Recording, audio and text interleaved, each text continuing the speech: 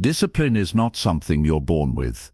It's something you build, decision by decision, day by day.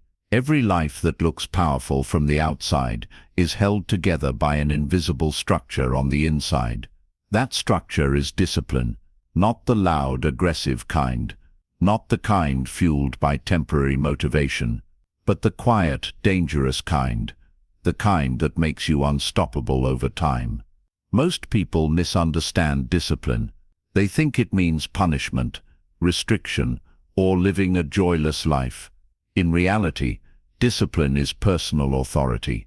It is the ability to command yourself and know that you will listen. It is self-respect in action. When discipline is weak, life feels chaotic. When discipline is strong, life becomes simple, clear, and controlled. In this audiobook, we will strip discipline down to its core. We will move past hype, shortcuts, and surface-level advice. You will learn how discipline is built from identity, standards, structure, and repetition. You will learn how to act without negotiating with your emotions, how to keep promises to yourself, and how to create systems that make consistency inevitable. This is not about becoming perfect. It is about becoming reliable to yourself. Dangerous discipline does not announce itself. It does not seek validation. It works quietly while others make excuses. Over time, it separates those who talk from those who act, those who wish from those who become. This audiobook is not meant to inspire you for a moment. It is meant to train you for a lifetime. As you listen, don't rush. Let the ideas settle. Apply them slowly, seriously, and honestly. Discipline rewards patience and punishes delay. If you commit to what you are about to learn, your life will begin to change in ways that feel calm, controlled, and permanent. Let's begin. Chapter 1. Draw the line. You will not cross. Every disciplined life begins with a line, not a goal, not a plan. A line, a clear, personal boundary that says, from this point forward, this behavior is no longer acceptable. Until that line exists, discipline stays weak because tolerance stays high. You don't change when you're inspired. You change when you decide that something ends here. Most people live without lines. They negotiate with themselves every day. Just this once, I'll start tomorrow. It's not that bad.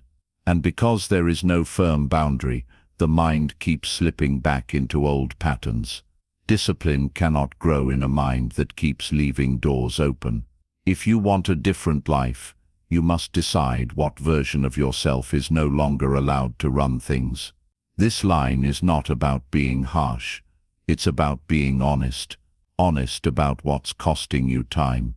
Honest about what's draining your energy. Honest about what you keep tolerating that you secretly resent. Discipline begins when tolerance ends. When you stop saying, I'll try, and start saying, I don't do that anymore. Think about it. The strongest changes in your life didn't come from slow motivation.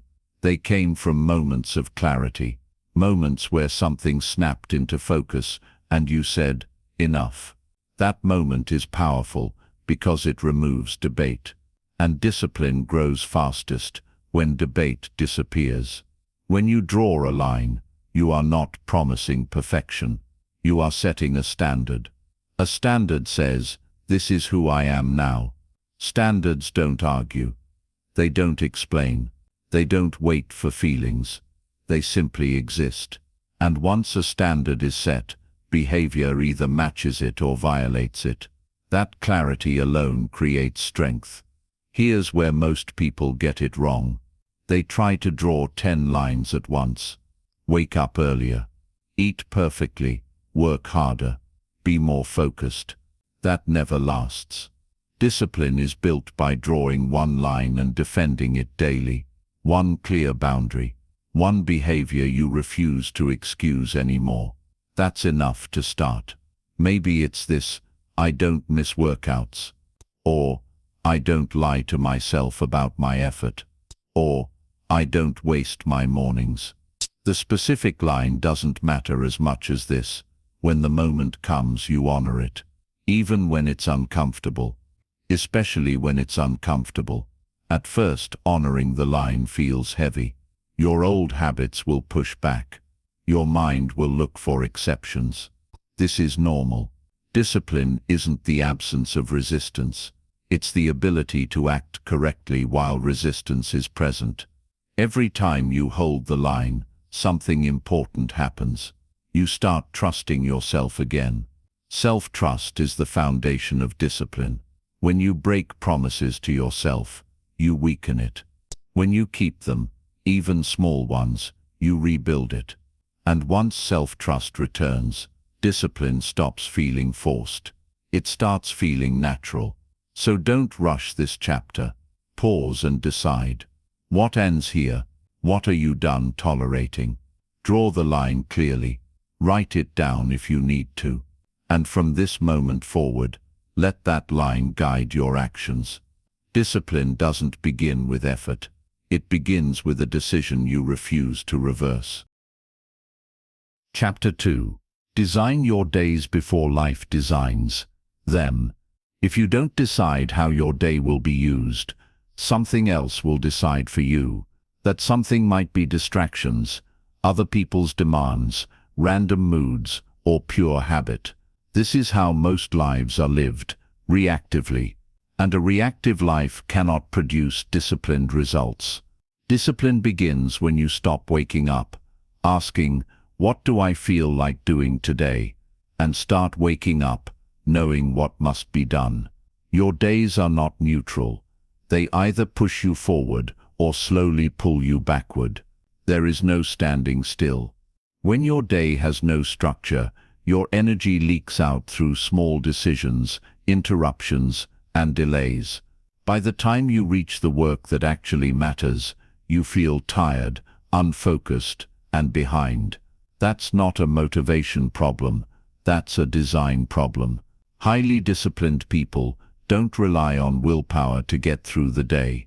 They rely on structure. Structure removes friction. It reduces the number of choices you have to make and replaces them with clear sequences. When you know what comes next, you don't waste energy deciding. You simply move. Designing your day doesn't mean filling every minute or living like a robot. It means deciding in advance what deserves your best hours and what can wait.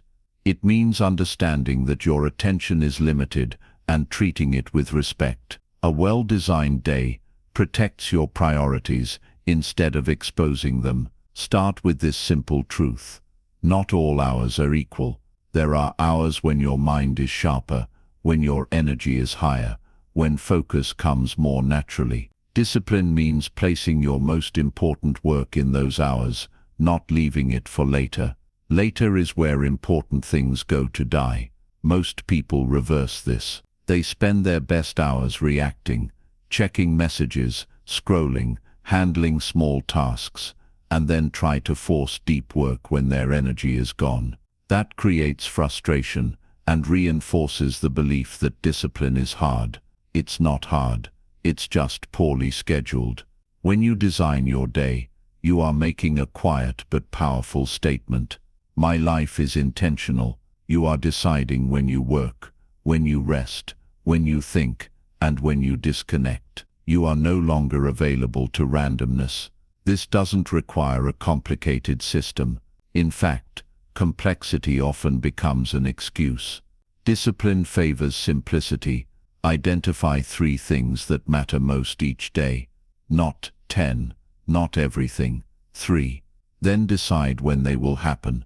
Put them on your calendar like appointments you would never cancel, because that's what they are, appointments with your future. Another important part of daily design is protecting transitions. Most days fall apart, not because of big failures, but because of sloppy transitions. One task bleeds into the next. One break turns into an hour. One distraction opens the door to many. Disciplined days have clear starts and clear stops. When it's time to work, you work. When it's time to rest, you rest, without guilt. You must also design your mornings and evenings carefully. How you start the day sets the tone. How you end it determines how tomorrow begins. A chaotic morning creates reactive energy. A careless night steals clarity from the next day. Discipline lives at the edges of your schedule, and here's something most people don't want to hear. Saying yes to everything is poor planning. When your day is already designed, it becomes easier to say no, not out of selfishness, but out of respect for the structure you've built. Every unnecessary commitment weakens your discipline by fragmenting your focus. At first, designing your days will feel restrictive. That's normal. Freedom always feels strange to a mind used to chaos. But over time, something shifts. You begin to feel calm, grounded, in control. You stop rushing. You stop falling behind. You start finishing what you start. Remember, this discipline is not about pushing harder. It's about designing better. When your days are intentional, discipline stops being a battle. It becomes the natural result of a life that knows where it's going and refuses to drift. Chapter 3. Train yourself to act without negotiation. Most people don't fail because they are incapable. They fail because they negotiate with themselves at the wrong moments. The moment action is required, a conversation begins in the mind. Maybe later. I'm tired. I'll do it after this. That inner dialogue feels harmless, but it is one of the greatest enemies of discipline. Every time you negotiate, you delay. Every time you delay, you weaken your authority over yourself. Discipline strengthens when action becomes automatic, not emotional, not dramatic, automatic. The goal is not to feel ready. The goal is to move before your mind has time to create an excuse. The more you wait for the right feeling, the more control you give away. Think about how easy it is to do things you've already decided are non-negotiable. You don't debate brushing your teeth. You don't argue about showing up to an important appointment. Why? Because the decision was made long ago. There is no discussion left. That same principle must be applied to the behaviors that shape your future. Negotiation happens when decisions are vague. I should work out more invites debate. I train at 6 a.m. shuts it down. Discipline requires clarity. When the rule is clear, action follows with less resistance. When the rule is unclear, the mind looks for comfort. Here's the truth. Most people avoid. Your mind will almost always argue against effort. That's not a flaw. That's biology. The mind prefers energy conservation. Discipline is not about silencing the mind. It's about refusing to let the mind lead when action is required. Training yourself to act without negotiation starts small, very small. It might be standing up immediately when the alarm goes off, opening your notebook the moment it's time to work, starting the task even when you feel slow or distracted. These moments are training reps. Each one builds authority. At first this feels uncomfortable. You may even feel resistance in your body. That's normal. You are interrupting a habit of delay. But something important happens when you act without negotiating. You prove to yourself that action is possible without perfect conditions. And that proof changes how you see yourself. Self-discipline is not built in big heroic moments. It's built in quiet decisions no one sees. Decisions where you could delay, but you don't. Where you could negotiate, but you act. Over time, these small moments create a pattern, and patterns create identity. Another mistake people make is waiting for confidence before acting. Confidence doesn't come first. Action does. Confidence is the result of repeatedly doing what you said you would do, especially when it's inconvenient. The more you act without negotiation, the less resistance you feel the next time. This doesn't mean becoming rigid or reckless. It means choosing in advance which actions are automatic. Work start time, training time, focus time. These are not decisions you revisit daily. They are policies. And policies protect discipline. When resistance shows up, and it will, don't argue with it. Don't try to motivate yourself. Simply begin. Motion creates momentum. Once you start, the mind usually follows. And even when it doesn't, progress still happens. You'll notice something else as you practice this.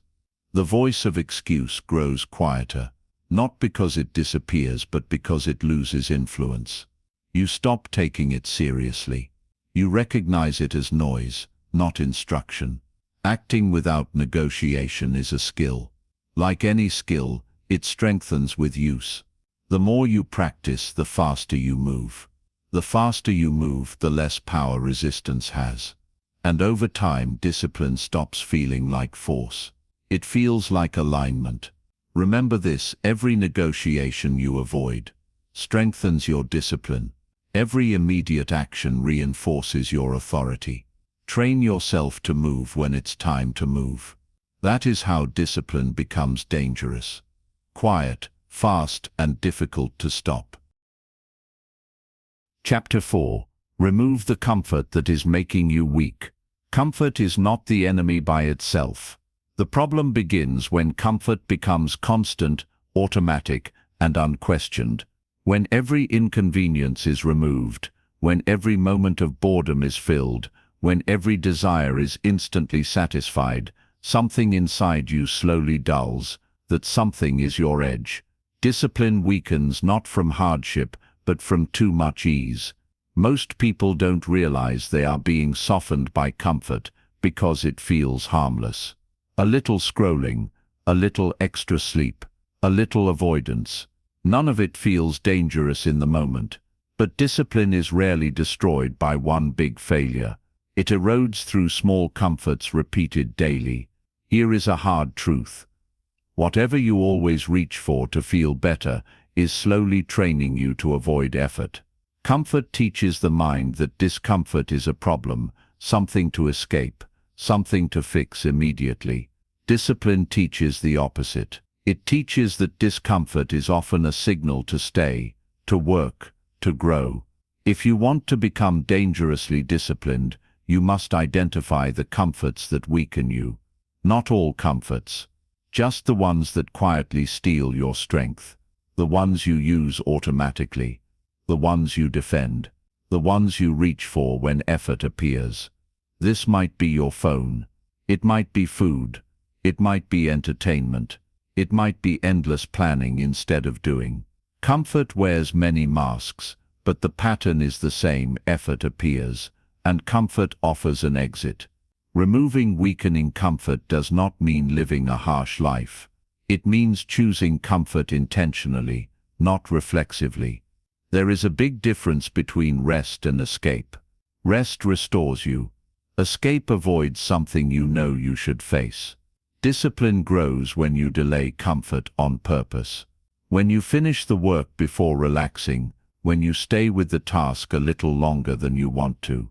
When you choose the harder option, not because it's heroic, but because it's necessary. At first this feels uncomfortable. That's the point. You are retraining your nervous system. You are teaching your mind that discomfort is survivable, temporary, not an emergency. Each time you do this, your tolerance increases. And as tolerance increases, discipline strengthens. The modern world is designed to remove friction. Everything is easier, faster, softer.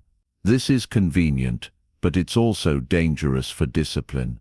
When life removes all resistance, you must add some back intentionally, not to suffer, but to stay sharp. Simple practices matter: walking instead of sitting, doing focused work without background noise, leaving your phone in another room, ending showers a little cooler. None of these are extreme, but they reintroduce effort into your day, and effort keeps discipline alive. The goal is not discomfort for its own sake. The goal is resilience. When you regularly choose effort over ease, you stop fearing hard work. You stop flinching at difficulty. You develop a quiet confidence that says, I can handle this. Here's something important. Comfort is most dangerous when you feel entitled to it. When you believe you deserve ease before you've earned progress. Discipline flips that order. It says effort first, comfort later. Work first, rest second. This simple sequence changes everything. You will notice resistance when you remove weakening comforts. Your mind will argue. It will say you're being too strict, too serious, too hard on yourself. That voice is not wisdom.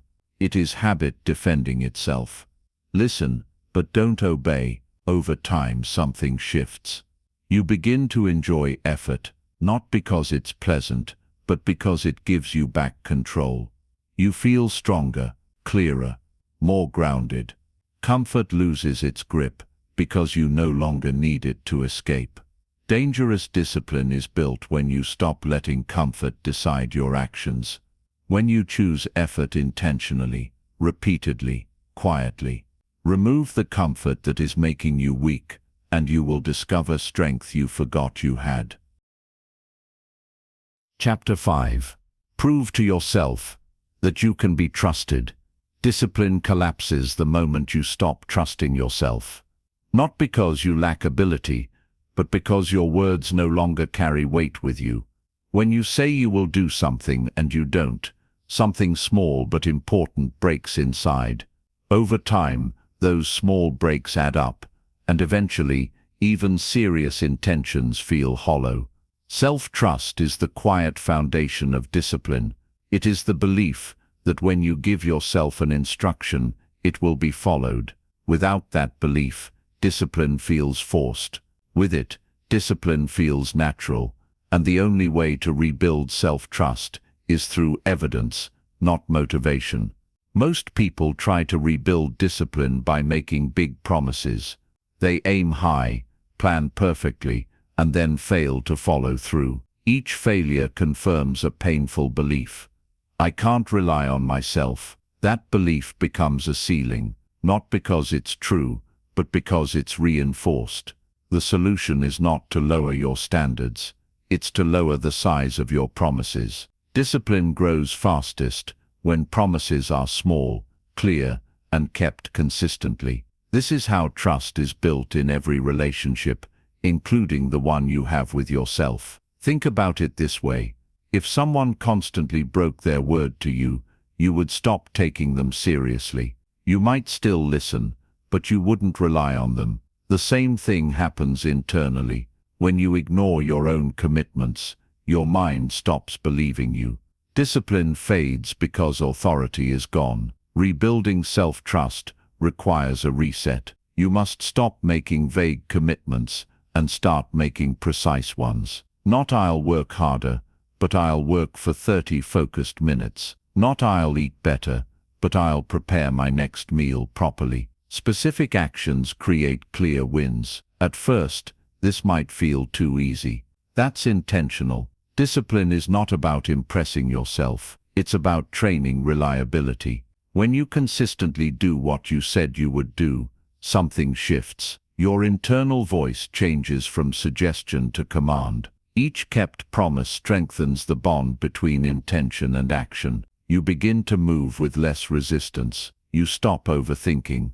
You stop doubting. Not because life becomes easier, but because you become steadier. Another important principle is timing. Promises must be realistic for your current capacity, not your ideal self. Discipline respects reality. If you promise too much, you fail. If you promise what you can execute, you win. Winning builds momentum. This doesn't mean staying small forever. As self-trust grows, so does your capacity. Promises that once felt difficult become normal. What matters is that expansion happens gradually, built on consistency, not ambition. You must also learn to treat broken promises seriously, not with shame, but with attention. When you fail to follow through, don't ignore it. Ask why. Was the promise unclear? Too large? Poorly timed? Discipline improves through honest review, not self-attack. There is a discipline in recovery as well. When you miss a commitment, return immediately. Don't wait for a fresh start. Don't restart tomorrow. Return now. The speed at which you recover matters more than the mistake itself. Over time, self-trust changes how you carry yourself. You walk differently. You speak differently. You stop over-promising because you value your word. You stop seeking external pressure because internal pressure is enough. This is when discipline becomes dangerous, when you know, without drama, that you will do what you say. No hype, no struggle, just quiet execution. So start here. Make one small promise today. Keep it. Tomorrow do it again and again. Prove to yourself, patiently and honestly, that you can be trusted. Discipline is not built in grand moments. It is built in the quiet respect you earn from yourself. Chapter 6. Learn to work in the absence of motivation. Motivation is a feeling, and feelings are unreliable. They rise, they fall, and they disappear when you need them most. If your progress depends on motivation, your results will always be inconsistent. Discipline begins the moment you stop asking, "Do I feel like it?" and start asking, "Is this required?" Most people wait for motivation before they act. They wait to feel inspired, energized, or confident, and while they wait, nothing moves. Discipline understands a simple truth. Action comes first. Motivation follows later, if it comes at all. There will be days when you feel driven, focused, and ready. Those days are easy.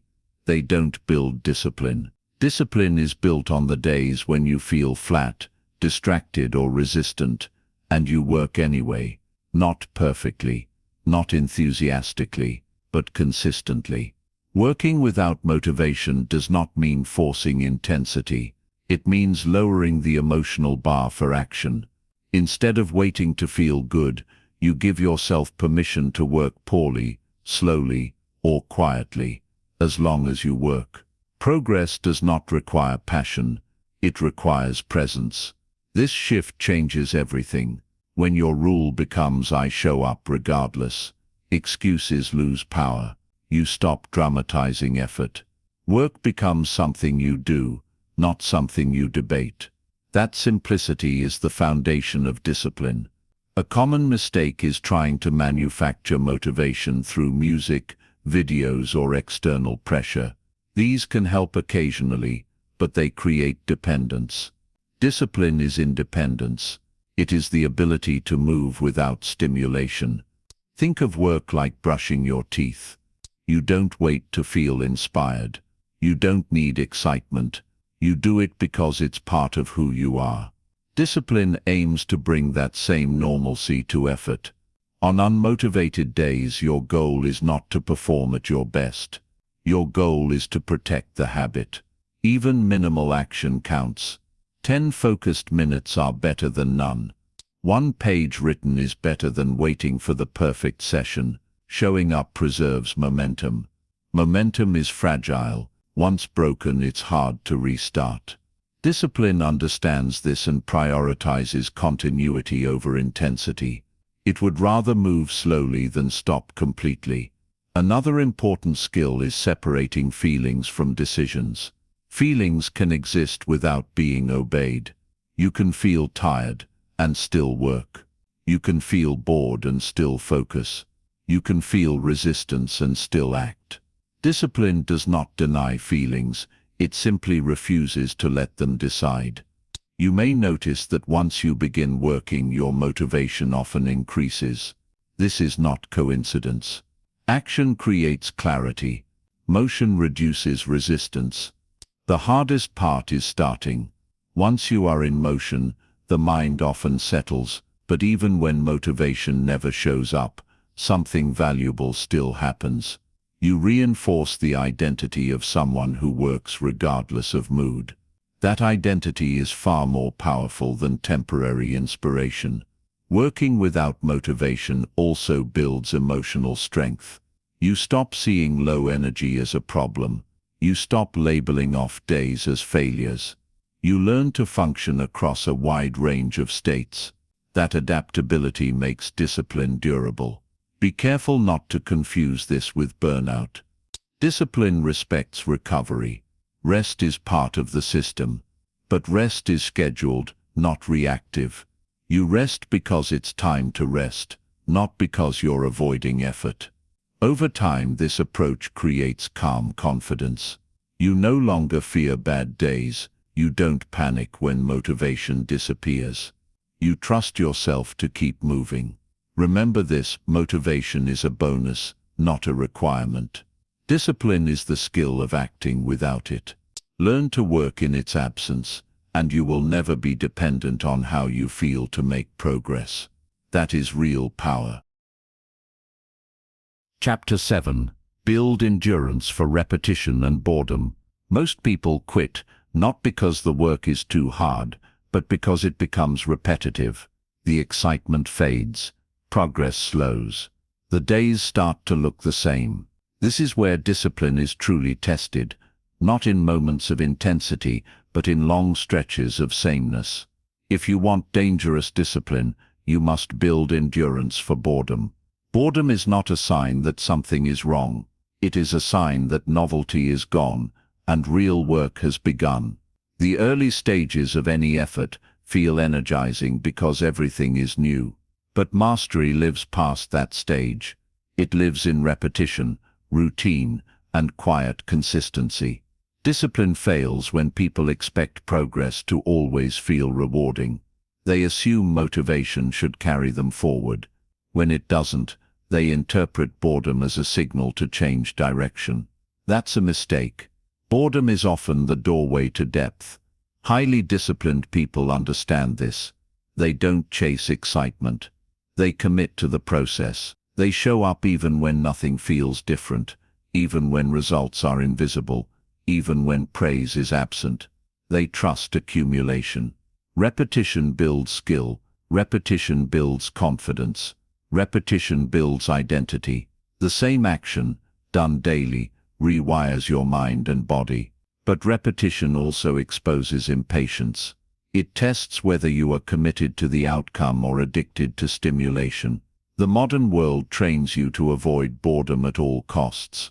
The moment silence appears, something fills it. Notifications, content, noise. This constant stimulation weakens your capacity to stay with one thing. Discipline requires the opposite skill, sustained attention without reward. Training boredom endurance starts small. It might be working without background entertainment, sitting with a task after the initial urge to stop, allowing a moment of silence without reaching for distraction. These are not dramatic acts, but they are powerful. At first, boredom feels uncomfortable. Your mind searches for escape. This is normal. You are breaking a dependency on novelty. Stay with it.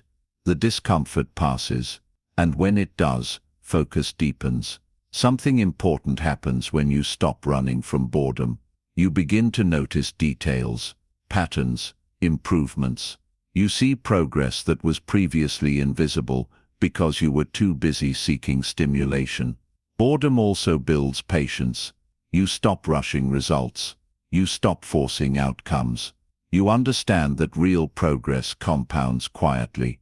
Discipline matures when urgency disappears and consistency remains. This chapter is not about forcing yourself to suffer through dull work. It's about redefining boredom. Boredom is not emptiness. It is space. Space to think. Space to refine. Space to build something solid. Highly disciplined people often appear calm. That calm comes from familiarity. They have repeated the work so many times that resistance no longer surprises them. They don't need excitement to begin. They know what to do. Endurance for repetition also protects you from distraction disguised as opportunity. When you lack this endurance, you jump from plan to plan, always restarting, never finishing. Discipline finishes. You will feel the urge to change things when boredom appears. Before you do, ask yourself a simple question. Am I bored, or am I just uncomfortable with consistency? The answer matters. There is dignity in repetition. There is strength in showing up when nothing feels special. Over time, repetition becomes rhythm. Rhythm becomes stability. Stability becomes power. Dangerous discipline is not flashy. It is quiet, patient, and relentless.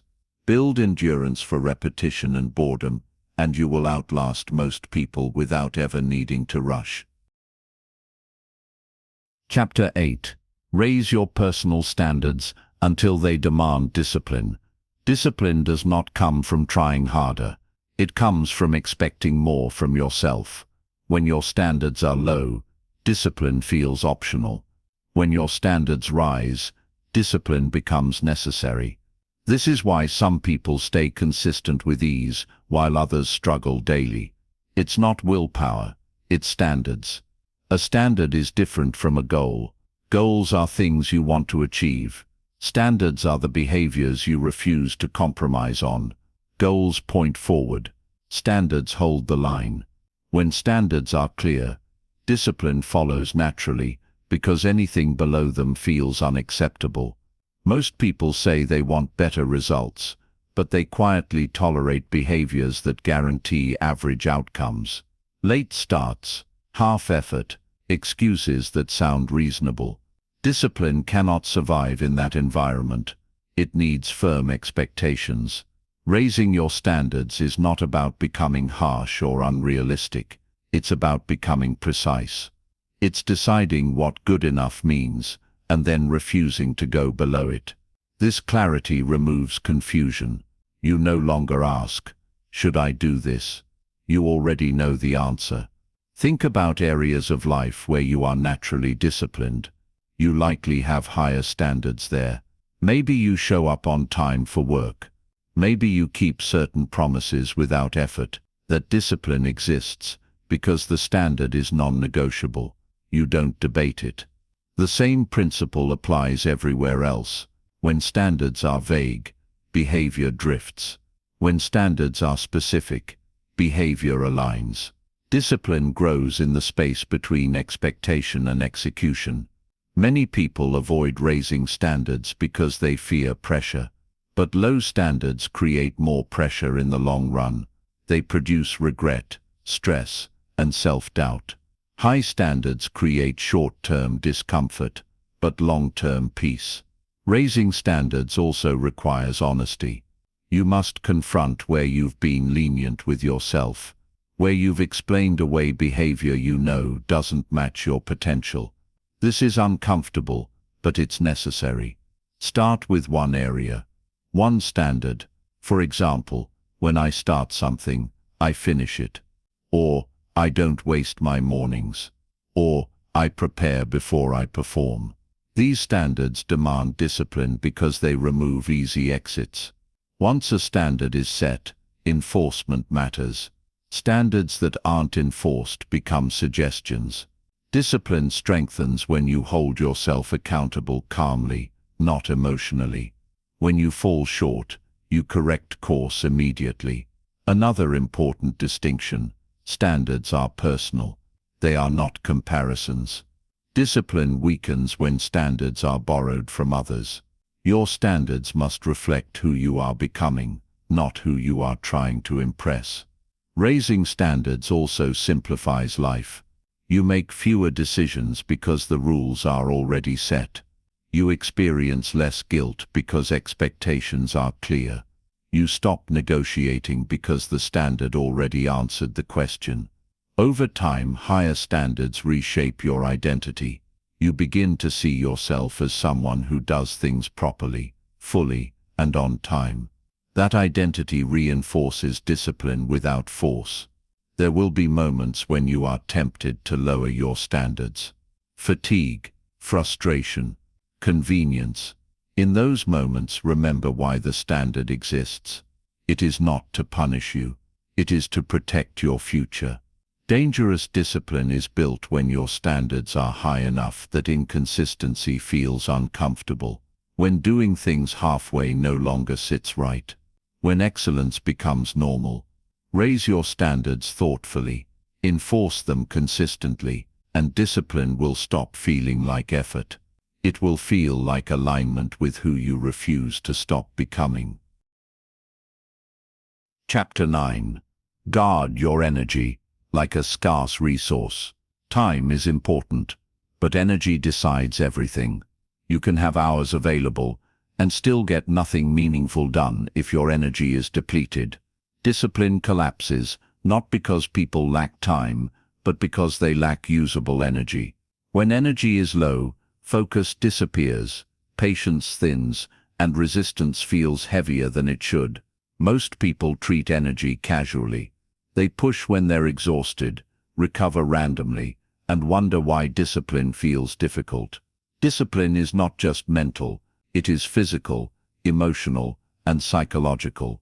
When energy is mismanaged, discipline is forced. When energy is protected, discipline flows. Guarding your energy starts with awareness. You must notice what drains you and what restores you. Some drains are obvious: lack of sleep, poor nutrition, no movement.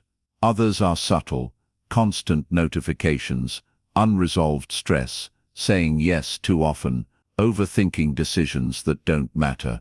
Sleep is not a luxury, it is a discipline multiplier. When sleep is compromised, everything else becomes harder. Focus weakens, emotions amplify, willpower shrinks. A disciplined life respects rest because it understands the cost of exhaustion. Movement matters for the same reason. You don't need extreme training, but you do need consistent movement. Physical activity clears mental fog, stabilizes mood, and restores energy. A stagnant body creates a sluggish mind. Nutrition plays a quiet role as well. What you consume affects how you think and act. Discipline doesn't require perfection, but it does require awareness. Heavy, processed habits drain clarity. Simple, regular meals support consistency. Beyond the physical, emotional energy matters deeply. Carrying resentment, frustration, or constant comparison drains you. Discipline weakens when your mind is busy reacting to things you cannot control. Learning to let go is an energy skill. One of the biggest energy leaks is overcommitment. Every obligation costs energy, whether you notice it or not. Saying yes too easily leaves you spread thin. Discipline requires margin, space to focus, space to recover. Guarding your energy also means protecting your focus. Attention is energy. When your attention is fragmented, your energy follows. Multitasking feels productive, but drains you faster. Discipline favors depth over breadth. Design your days so your most demanding work aligns with your highest energy. This requires honesty. When are you sharp? When do you fade? Discipline works with your rhythm, not against it. Another overlooked factor is mental clutter. Unfinished tasks, vague plans, and constant reminders pull at your attention. Writing things down, clarifying next actions, and closing loops frees energy you didn't know you were losing. Rest must be intentional, not collapse, not escape. Intentional rest restores energy without guilt. When rest is earned and planned, it supports discipline. When it's reactive, it undermines it. Guarding your energy is not selfish, it is responsible. When your energy is stable, you show up better for work, relationships, and yourself. Discipline becomes sustainable instead of draining. Over time, you will notice patterns. Certain habits strengthen you. Certain habits weaken you. Discipline is choosing the strengthening habits more often. Dangerous discipline is not about grinding endlessly, it is about managing your energy. So you can act consistently, protect your energy, like it matters, because it does. Chapter 10. Practice saying no without guilt or drama. Discipline is not only about what you do, it is equally about what you refuse to do. Every yes carries a cost, whether you notice it or not. Time, energy, focus, and emotional space are spent the moment you agree. When those resources are limited, Discipline depends on your ability to say no, calmly, clearly, and without apology.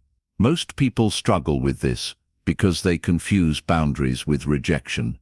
They fear disappointing others, appearing selfish, or missing out.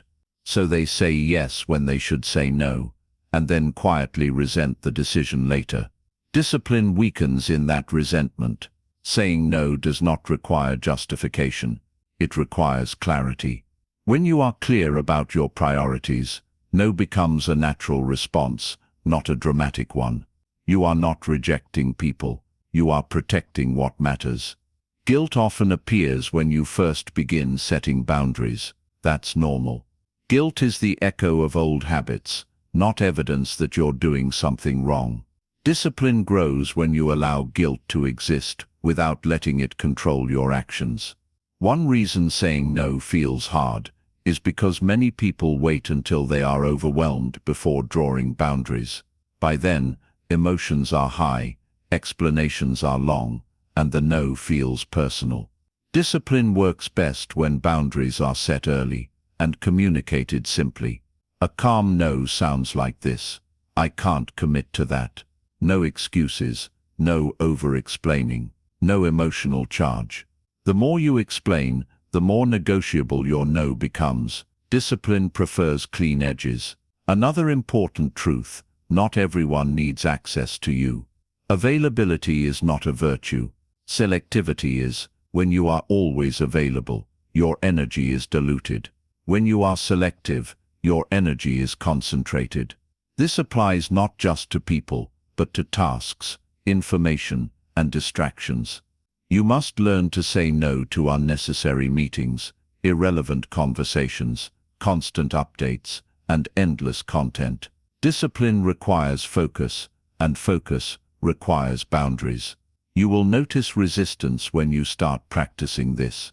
Some people will push, some will question, some will test whether your no is real. This is not conflict. It is adjustment. Stay calm, stay consistent. The more consistently you enforce boundaries, the less explanation you need. People adapt. More importantly, you adapt. You stop feeling responsible for managing other people's reactions. Saying no without drama also means releasing the need to be liked. Discipline and approval rarely travel together. If your self-worth depends on being agreeable, discipline will always feel uncomfortable. You must decide which matters more: being respected by others, or being reliable to yourself. This doesn't mean becoming cold or dismissive. It means being honest, clear, direct, respectful. A disciplined no is not harsh. It is clean. Over time, something surprising happens. Saying no becomes easier, not because people stop asking, but because you trust yourself to protect your priorities. That trust reduces anxiety. You no longer feel pulled in every direction. When you say no to the wrong things, you create space to say yes to the right ones. Space for deep work, space for rest, space for growth. Discipline thrives in that space. Remember this: every undisciplined yes weakens you. Every disciplined no strengthens you. Practice saying no without guilt or drama, and you will discover how much power you've been giving away without realizing it. Chapter 11. Learn to stand alone without losing your direction. There comes a point in every disciplined life where you realize something uncomfortable. If you truly commit to your standards, you will not always fit in. Discipline separates, not because it makes you better than others, but because it pulls you out of the average, and average is crowded. Most people unconsciously shape their behavior to match the people around them. They work when others work, rest when others rest, stop when others stop. Discipline disrupts this pattern. It asks you to move according to principle, not popularity. Standing alone does not mean isolation. It means independence. It means your direction is not decided by approval, trends, or pressure. It means you can hear opinions without being pulled off course. In the beginning, this feels uncomfortable. You may feel out of sync. You may question yourself.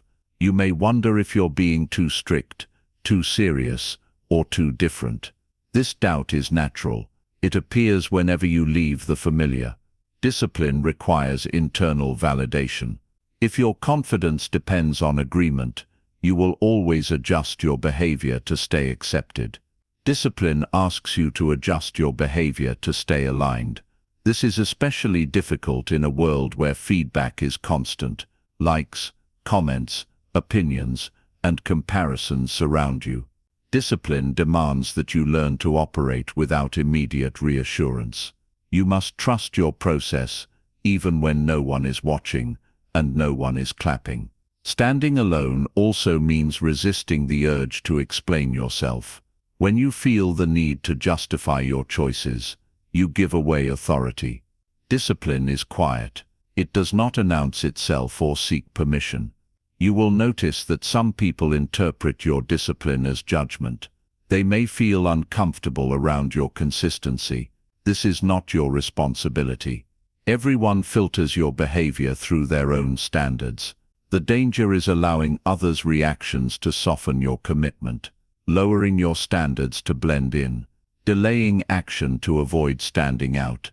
Discipline fades when comfort with others matters more than loyalty to yourself. Learning to stand alone also means learning to enjoy your own company. Silence becomes less threatening. Solitude becomes productive. You stop needing constant input to feel secure.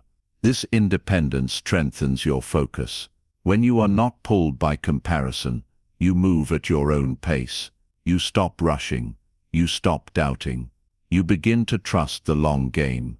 There will be moments when standing alone feels heavy, when it would be easier to conform, when discipline feels lonely. In those moments, remind yourself why you chose this path, not to impress, not to escape, but to become reliable. Over time, something shifts. The need for validation weakens. You become comfortable being misunderstood. You don't correct every assumption. You let results speak. And here's the quiet reward. People begin to trust you, not because you are loud, but because you are consistent, not because you explain, but because you deliver. Standing alone sharpens your direction. It forces clarity. It reveals what truly matters to you. Discipline grows stronger when it is not diluted by noise. Learn to stand alone without losing your direction. That is the mark of real discipline. The ability to move forward steadily, even when no one else is walking with you. Chapter 12. Measure what moves you forward. What you don't measure drifts. What you measure improves. Discipline is not built on emotion or intention alone. It is reinforced by feedback. When progress is invisible, motivation fades and effort becomes inconsistent. Measurement brings clarity. Clarity strengthens discipline. Most people either measure nothing or measure everything. Both create problems. Measuring nothing leaves you guessing. Measuring everything creates pressure and obsession. Discipline lives in the middle. It focuses only on what actually moves you forward. Measurement is not about judgment. It's about awareness.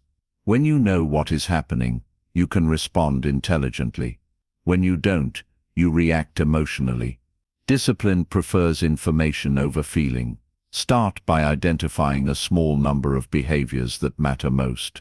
Not outcomes you can't control, but actions you can repeat. Time spent in focused work. Days you trained, hours you slept. Promises kept. These are discipline indicators. Avoid tracking things that create anxiety or vanity. Likes, comparisons, external approval. These do not strengthen discipline. They distract from it. Measure what you can influence consistently. Simple systems work best. A checklist, a calendar, a notebook. When tracking becomes complex, it becomes avoidance disguised as organization. Discipline values simplicity because it removes friction. Consistency matters more than precision. You don't need perfect data. You need honest data. Even rough tracking creates accountability. It turns vague effort into visible pattern.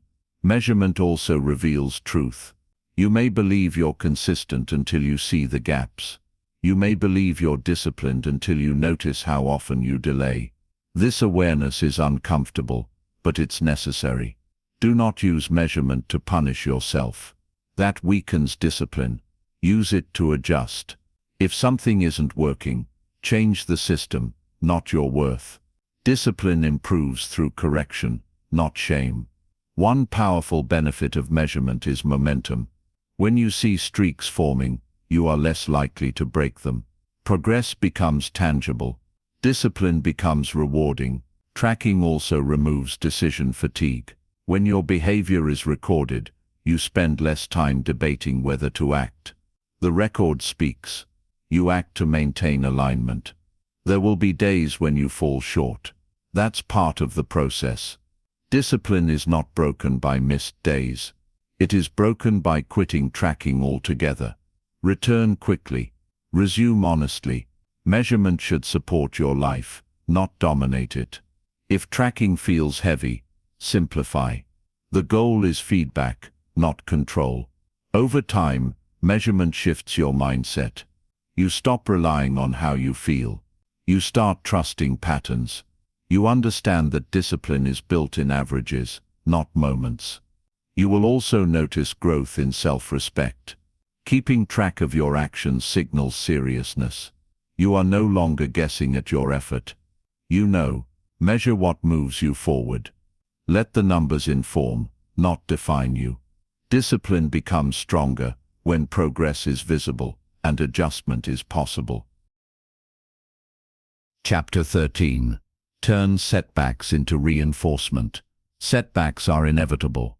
Anyone who commits to discipline will face them.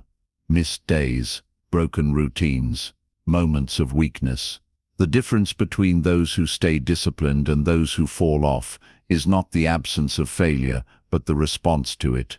Discipline is not built by avoiding setbacks. It is built by using them. Most people treat setbacks as proof of inadequacy. They miss one commitment and mentally label themselves undisciplined. That label becomes permission to quit. Discipline collapses not because of the setback itself, but because of the story told afterward. A setback is information. It shows you where the system is weak, where expectations were unrealistic, or where attention slipped. If you're willing to look at it calmly, it becomes a teacher. Highly disciplined people do not panic when they fail. They analyze. They ask simple questions. What broke? Why? What needs adjustment? This approach keeps setbacks from turning into spirals. One of the most dangerous reactions to failure is overcorrection. After missing a day, people try to make up for it with extreme effort. Longer hours, harder rules, more pressure. This often leads to burnout and another failure. Discipline improves through calibration, not punishment. Another common mistake is delay. People wait for a fresh start after a setback. Tomorrow, next week, next month. Discipline does not wait for perfect timing. It returns immediately. The faster you resume, the stronger your discipline becomes. Recovery speed matters more than perfection. A missed day, followed by immediate return, strengthens discipline. A missed day, followed by avoidance, weakens it. Discipline is built in the return. Setbacks also reveal emotional triggers. Stress, fatigue, boredom, social pressure. When you notice patterns, you gain leverage. Discipline improves when you prepare for known triggers, instead of pretending they won't happen. This is where reinforcement comes in. Each setback should lead to a small improvement.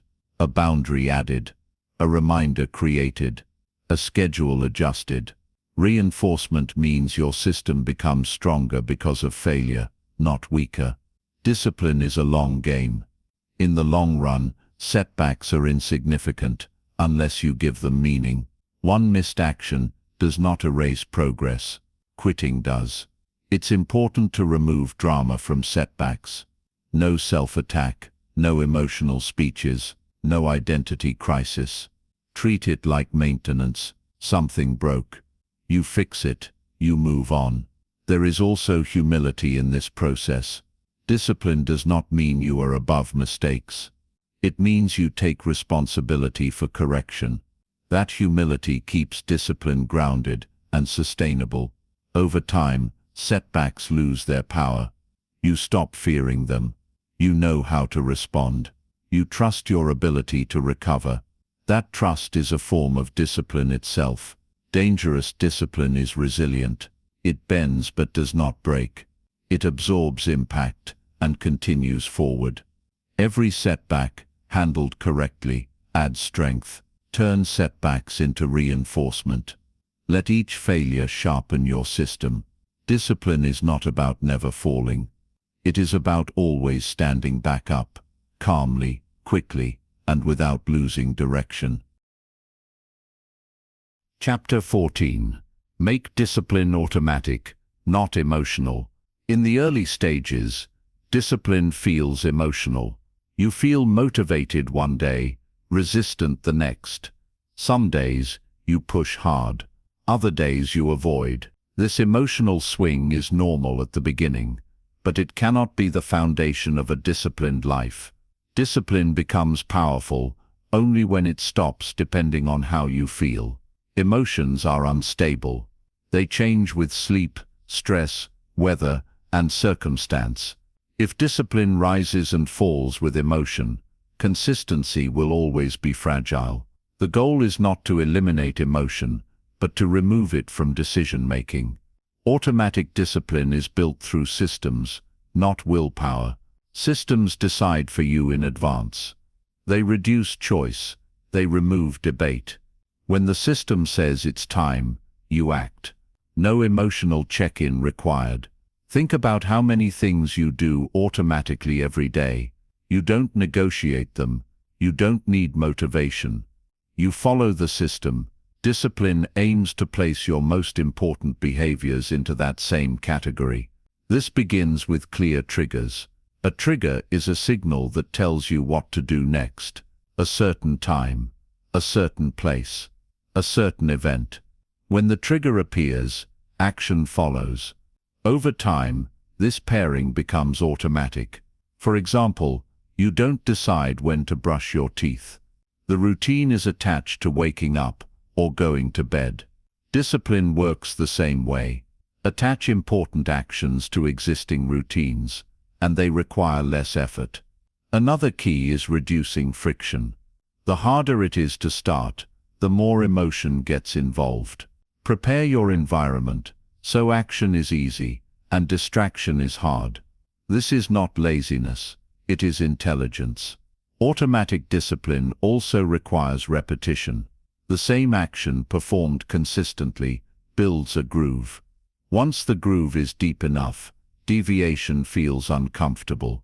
This is when discipline becomes effortless. Be careful not to confuse automatic with careless. Automatic discipline is intentional. It is designed. You choose the rules consciously, then follow them consistently. When discipline is emotional, you argue with yourself. When it is automatic, you move. Less noise, less stress, more progress. There will still be days when emotion pushes back. Fatigue, frustration, boredom.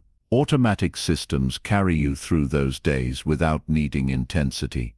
Another benefit of automatic discipline is reduced ego. You stop making a big deal out of effort. You don't need to feel proud every time you act. You simply do what you do.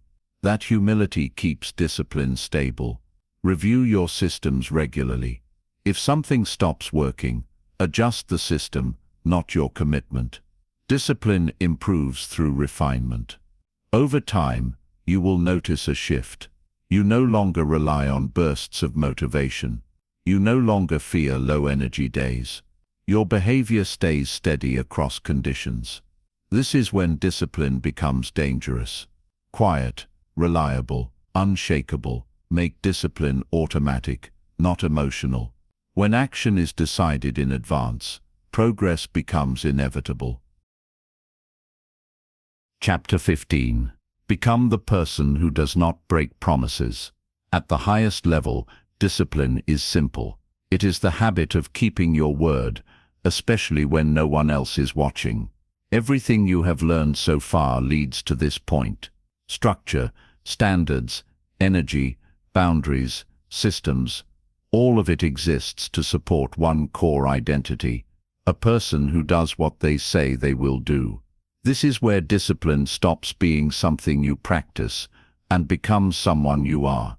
Most people underestimate how powerful this identity is.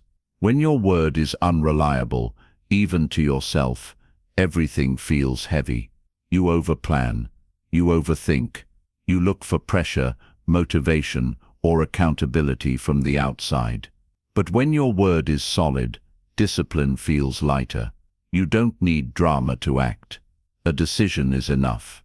Breaking promises to yourself has a hidden cost. Each time it happens, your inner authority weakens. You start doubting your own intentions.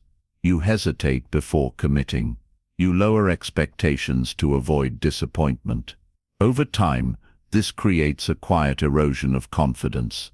Becoming someone who does not break promises reverses that erosion.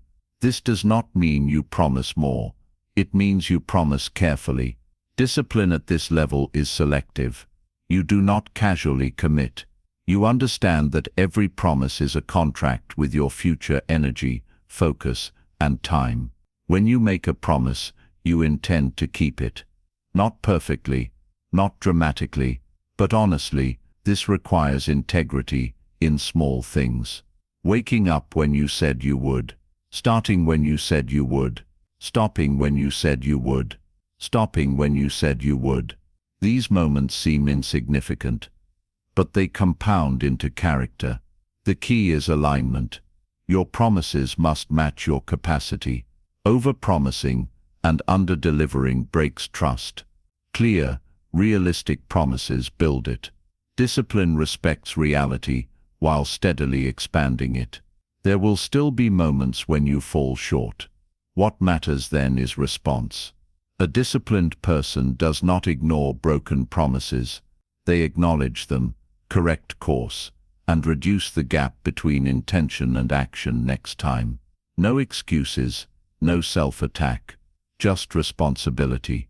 As this identity strengthens, something changes in how you move through life. You become calmer. You speak less.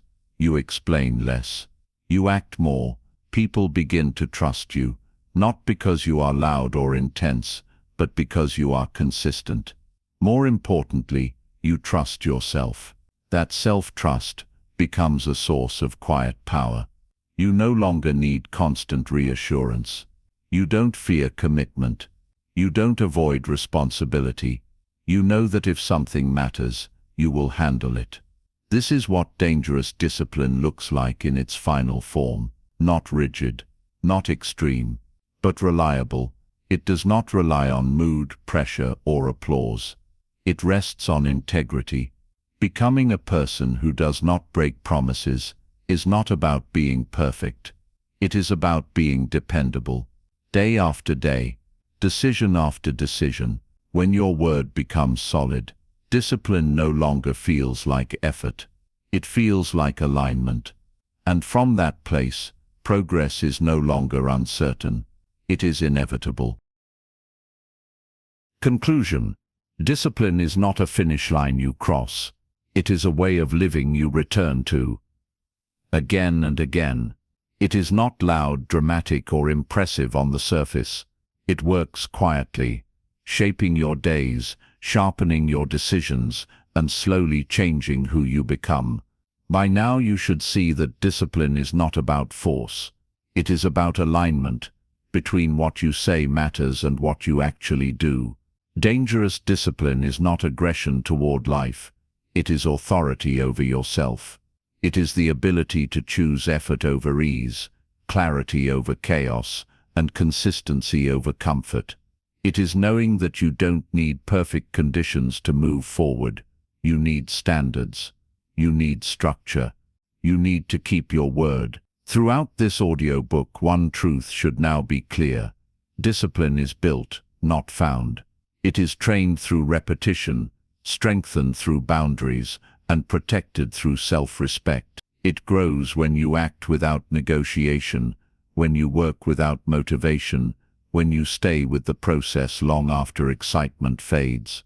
There will be days when discipline feels heavy, days when resistance is loud, days when it would be easier to let things slide. Those days are not setbacks. They are the training ground. Discipline is not proven when things are easy. It is proven when you act correctly in silence, without praise, without urgency. Remember this, discipline is not about controlling everything. It is about controlling what matters: your actions, your energy, your standards, your promises. When those are in order, life becomes simpler, not easier, but clearer. You do not need to change everything at once. Discipline does not demand intensity. It demands consistency. One line held, one promise kept, one day designed with intention. These small acts, repeated, create a life that feels solid and self-directed. As you move forward, don't chase motivation. Don't wait for confidence. Don't look for shortcuts. Return to the fundamentals. Structure your days. Guard your energy. Raise your standards. Act when it's time to act. Rest when it's time to rest. And above all, respect your word. This is how discipline becomes dangerous, not because it is extreme, but because it is reliable, because it cannot be negotiated away by mood or comfort, because it quietly compounds while others hesitate. You now know what to do. The rest is execution. Calm, patient, relentless. Carry this discipline into your days. Let it guide your choices. Let it shape your identity. And over time, without noise or announcement, you will become someone powerful enough to trust yourself completely.